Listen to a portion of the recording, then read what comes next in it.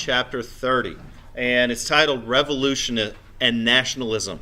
We'll be talking about political upheavals that led to the formation of a totalitarian state in Russia. And I'm going to try to define and explain throughout the chapter what totalitarian means. It's something that thankfully we can't imagine because we haven't had to live in it. It's the stuff of science fiction and movies, thankfully for us, but there are places like this. And we'll be talking about the terrible civil wars in Russia and as well as some other places. And so we'll start with section 1, titled Revolutions in Russia.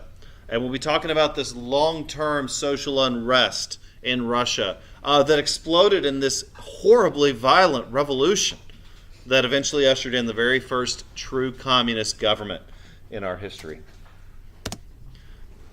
And so let's start with the czars.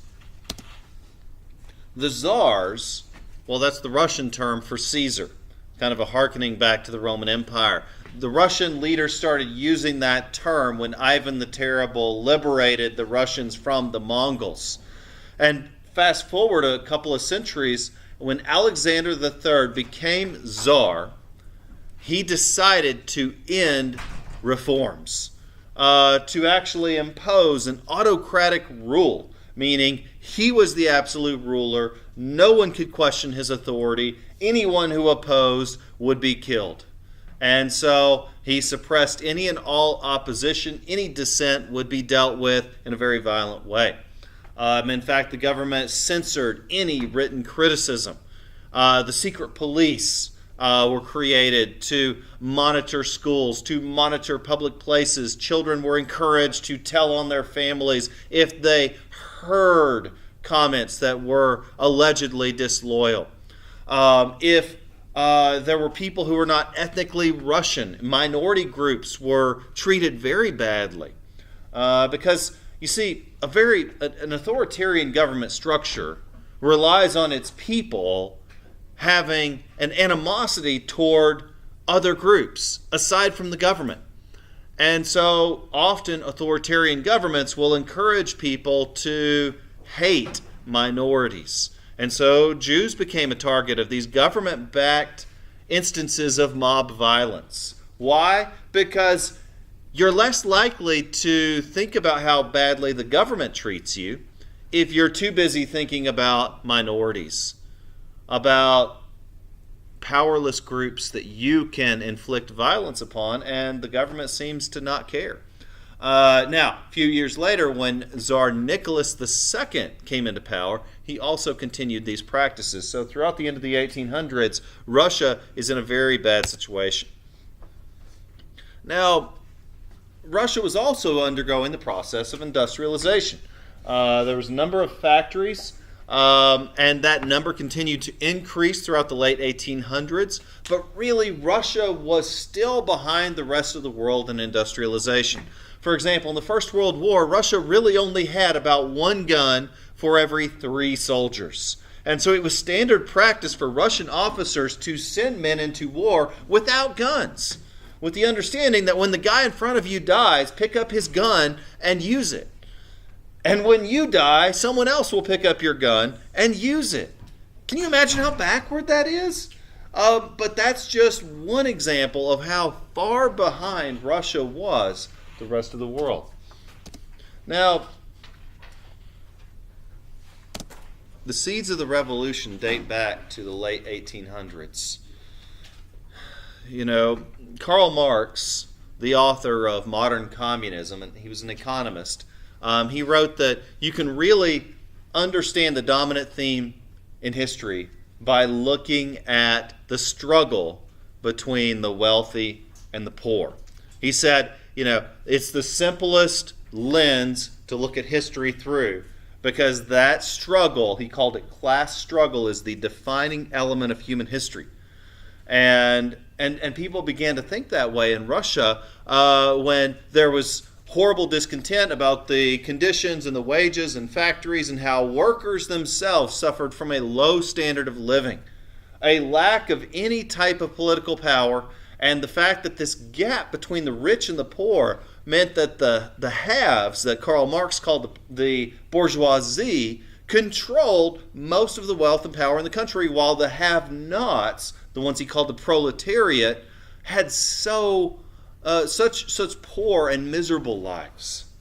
And this did lead to civil unrest and strife. And so Marxism as a theory began to grow in popularity, because in the conclusion of his Communist Manifesto, he argued that the end result of this historical class struggle would be that the proletariat would realize that they are far more numerous and far more powerful than the bourgeoisie. He said eventually the proletariat will rise up. And so his conclusion was that workers of the world will unite to destroy the class system and to build a better world. And those who embraced this idea in Russia called themselves the Bolsheviks. They were the Marxists who favored revolution, and they were committed to this idea. And their leader was a man named Vladimir Lenin. He was a very popular organizer, a very inspiring, very charismatic leader. Now, in the early 1900s, Russia fought a disastrous war against Japan. Japan effectively defeated Russia in 1900 in the Russo-Japanese War. This resulted in territorial loss. This resulted in unrest at home. And it ultimately revealed that the Tsar was not an effective leader. If he can't defeat a tiny little country like Japan, and throughout the middle of the war, people began to revolt against the government.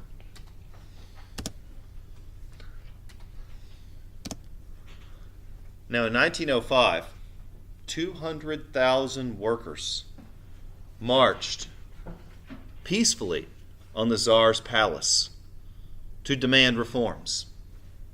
So think of it like a protest march. Think of like Martin Luther King's Million Man March, or the marches in Selma, or even, some of the marches in the women's rights movement, or even, some of the school marches that we've seen, with the May Day strike of teachers.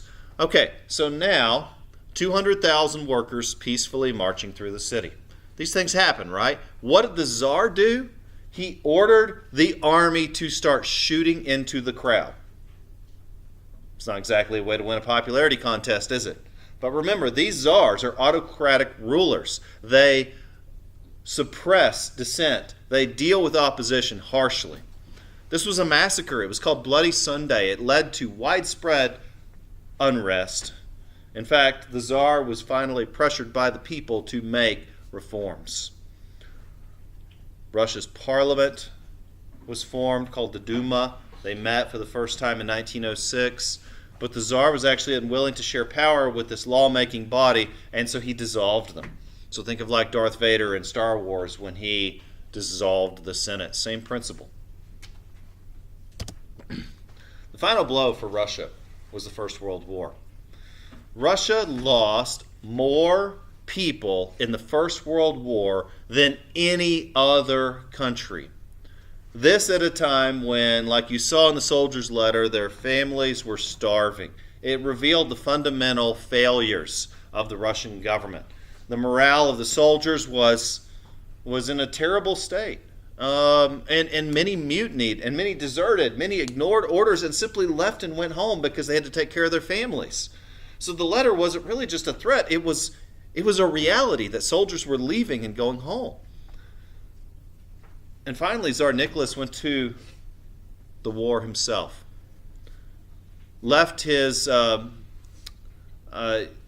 next in line, Tsarina Alexandra, to run the government. And while he actually went out himself, hoping to inspire the army. Meanwhile, the Russian nobility, and these would be called the bourgeoisie, the powerful, the elite, were concerned about the influence of the Tsar's favorite minister or favorite advisor. His name was Rasputin. He was this very mysterious man.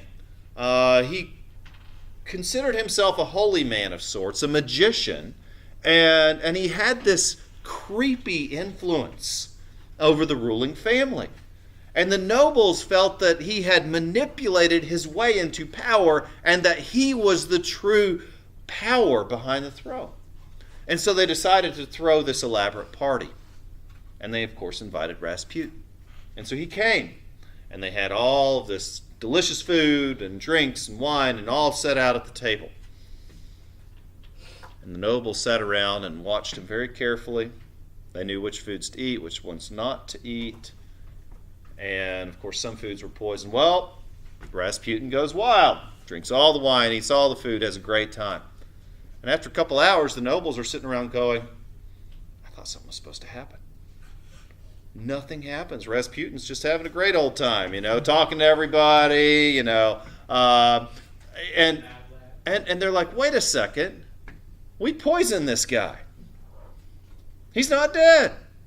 So then what do? They actually, the crowd of conspirators start chasing him around the room, stabbing and shooting him repeatedly until he falls down.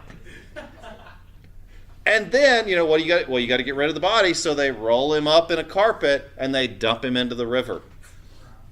They found the body later, and there was evidence that he had tried to claw his way out of the carpet.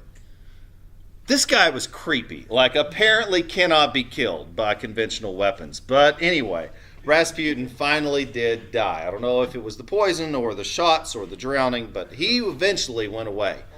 And but there's dissent within the ruling elite. There's certainly dissent with the poor, and the government is failing. Bottom line.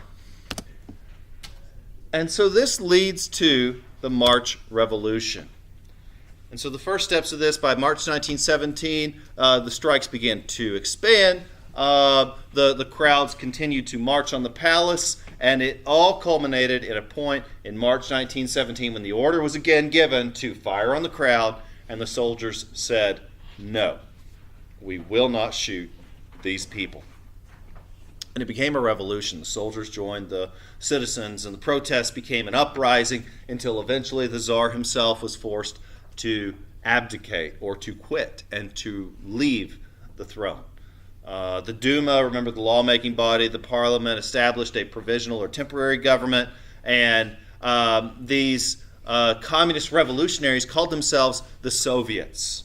And this was a committee of these communist revolutionaries. So this is where the Soviet government was formed.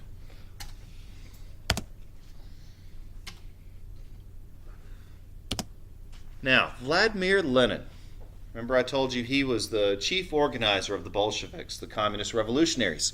The Tsar responded to Lenin's writings and his social organizings and his meetings of communist revolutionaries. They responded by exiling him. Well, you see, the Tsar was smart. They knew that killing Lenin would create a martyr out of him and would actually worsen the uprising and would escalate it.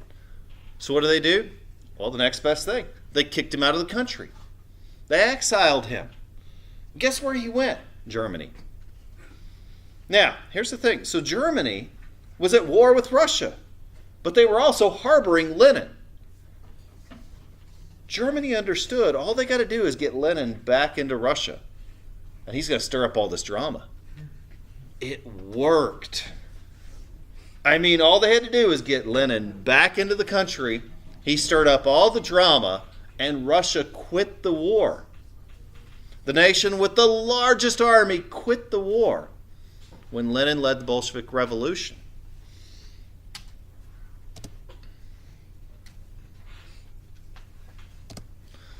Now, with the Bolsheviks in power, the workers have now taken control of the government. Lenin continued this revolution by giving all the land to the peasants. All the factories would be controlled by the workers. The Bolsheviks signed a treaty with Germany. They dropped out of the war entirely.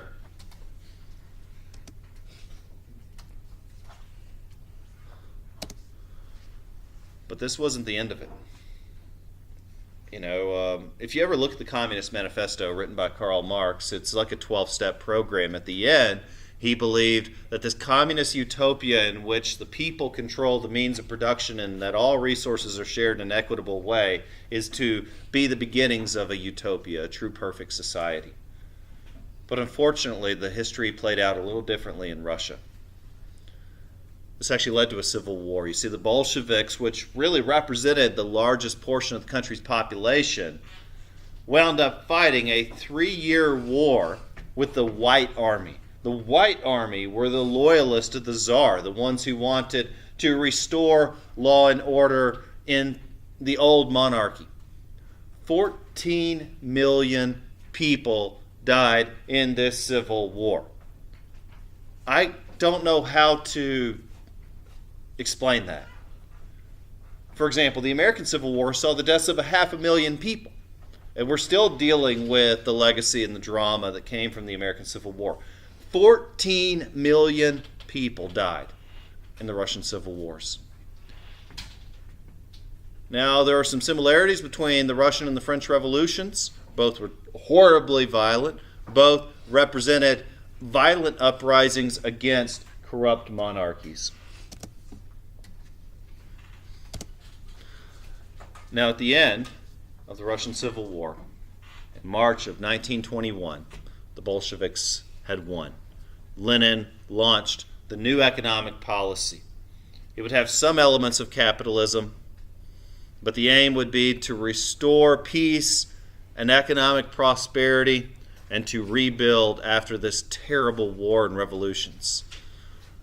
And after a few years, by 1928, Russia's farms and factories were showing evidence of being productive once more. Lenin had created self-governing republics that would be under a national government. And this new country would be called the Union of Soviet Socialist Republics. And the leading party would be the Communist Party. This new name taken by the Bolsheviks that were directly from the writings of Karl Marx. And so Karl Marx's ideas would be put into place directly to form this new revolutionary government.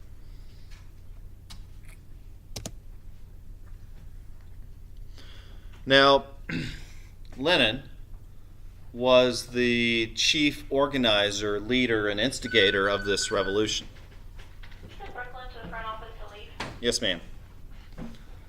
But Lenin also had two, co-rulers, if you will, Leon Trotsky and Joseph Stalin. And they together formed a triumvirate, that the three of them shared power. But when Lenin died, the two wound up competing for power. Trotsky had helped negotiate the Treaty of Brest-Litovsk that actually commanded the Red Army during the Civil War. Joseph Stalin was the general secretary of the Communist Party, but Stalin gained power when Trotsky died of mysterious causes, probably killed by Joseph Stalin. So when Lenin died in 1924, Stalin gained complete control. 4 years later, Trotsky was forced into exile, where again he mysteriously died, and Stalin went on to found a totalitarian state.